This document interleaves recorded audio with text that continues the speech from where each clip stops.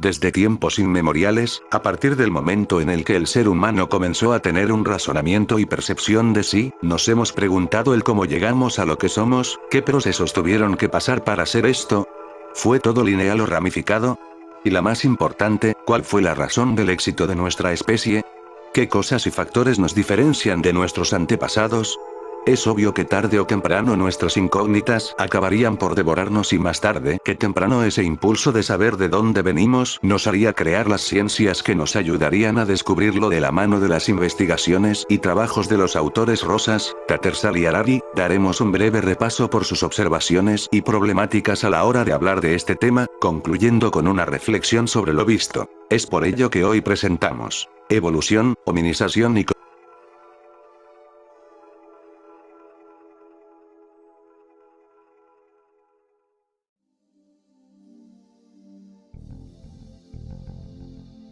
especies homininas y sus características.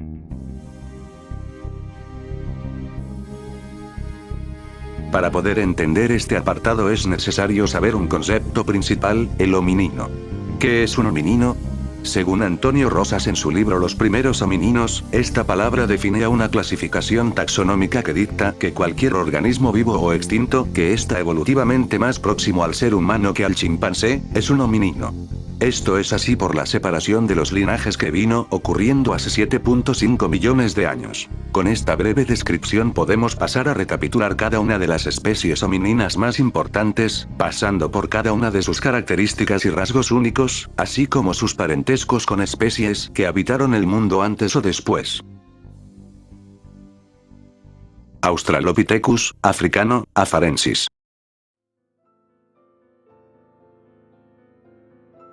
Esta especie apareció aproximadamente hace 4 millones de años en el planeta. El primer registro documentado de esta especie fue en 1925 cuando Raymond Dart, antropólogo australiano, encontró en Taung al sur de África un cráneo de un niño Australopithecus del tipo africano. El foco principal de nuestro interés es el del tipo afarensis, puesto que este es con el que el humano moderno tiene más parentesco. Fue en noviembre de 1925 cuando en Afar, Etiopía, un grupo de antropólogos dirigidos por Donald Johansson y Tim White, descubrieron al interior de unas colinas, los restos fósiles del esqueleto casi completo de un homínido que posteriormente sería clasificado como afarensis por el lugar donde se encontraron los restos. El nombre con el que apodaron a este fósil menos incompleto fue Lucy por una canción del grupo The Beatles que sonaba en el fondo al momento del descubrimiento. La estatura de esta raza rondaba entre un 1.2 y 1.4 metros y pesaban entre 29 y 45 kilos, contaban con una prominente mandíbula y un cráneo muy aplanado, el cual medía entre 380 y 450 centímetros cúbicos. Era bípedo y coexistió con el Australopithecus africano y Paranthropus robusto. Desde hace algunos años una de las problemáticas de la comunidad científica más cuestionadas es si el afarensis es antepasado del Homo sapiens, puesto que en los últimos años se han encontrado fósiles que nos dan indicios de que probablemente vengamos de otro tipo de Australopithecus que aún desconocemos. Homo habilis. Este espécimen apareció hace 2.5 millones de años en lo que hoy se conoce como Tanzania y Kenia al sureste de África. Fue descubierto por Louis y Mary Leakey un 17 de junio de 1959. Contaban con un cráneo más redondeado, el cual albergaba un cerebro de entre 360 y 710 centímetros cúbicos. Tenía una altura de entre 1.2 metros y 1.4 metros. Esta especie tenía vínculos estrechos y extremadamente grandes entre sí misma, en donde ya existía la necesidad de tener grupos pequeños, y se dice fue la primera especie en crear herramientas de piedra, rasgo que lo hizo destacar. Esto último se pone en duda al encontrarse restos de herramientas fabricadas por otros especímenes, tanto de herramientas alchelenses y oldubayense. En los últimos años se han hecho más estudios a los restos fósiles de esta especie y se ha llegado a la conclusión que tiene más parentesco con el Australopithecus africano que con las especies que le siguieron. Con lo anterior se dedujo que la evolución no era un proceso lineal como se tenía concebido en un inicio, es decir, muchos homininos compartieron espacio con otros, esto último mencionado por Antonio Rosas en una conferencia llamada Origen y Diversidad en la Evolución Humana en el 2020.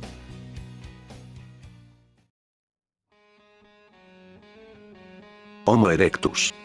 Se estima que esta especie vivió hace 1.9 millones de años y 117.000 años en el territorio de Asia Oriental, para después emigrar a África y Europa. Los primeros restos de esta especie se encontraron en la isla de Java, India a finales del siglo XIX por Eugene Dubois. Tenían un cráneo y mandíbula aún con rastros primitivos, caso opuesto el de su pelvis, la cual ya era similar a una pelvis moderna.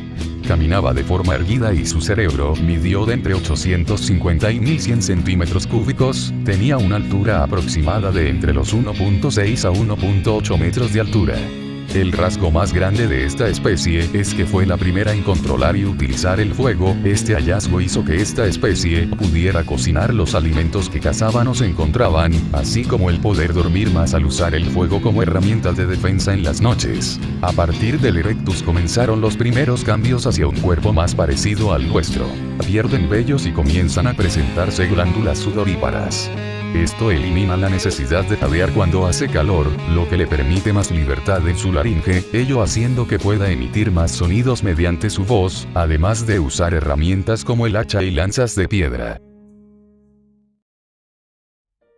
Homo antecesor. Se estima que vivió hace unos 900.000 años en la región de Atapuerca en España, descubierto por los antropólogos Eudald Carbonell y Juan Luis Arzuaga.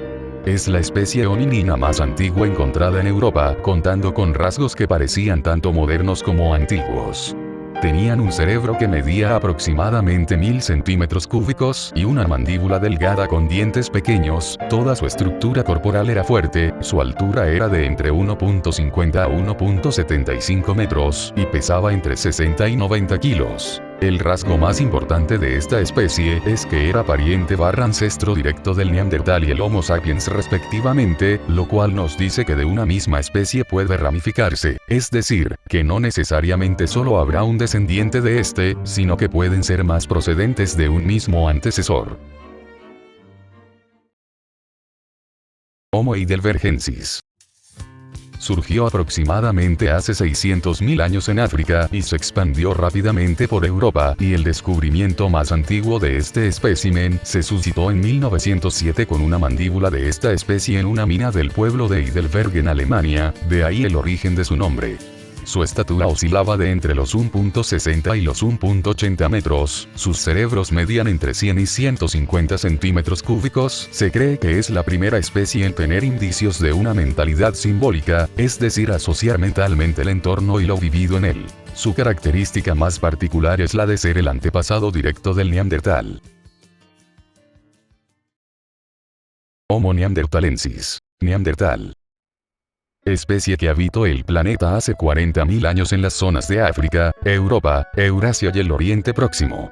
Fue descubierto por un grupo de obreros que trabajaban en unas cuevas cerca del Valle de Neander, Alemania. Encontraron unos huesos óseos que parecían humanos, llamando al profesor Johann Fuhlrott para que lo examinara. Tenía un cuerpo robusto y muy musculoso, medían alrededor de 1.50 y 1.70 metros de altura, su cerebro medía en promedio 1520 centímetros cúbicos, teniendo mayor capacidad craneal que la de sus predecesores. Esto le permitió poder comunicarse más con los de su entorno y tener más conciencia de su existencia y o entorno. No poseía un lenguaje tan complejo como el actual.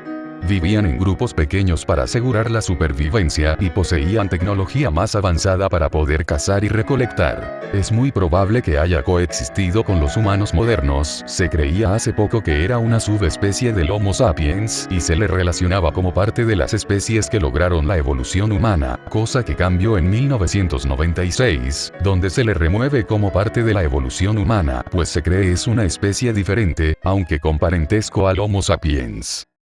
Para concluir con este apartado tenemos que regresar un poco en el tiempo.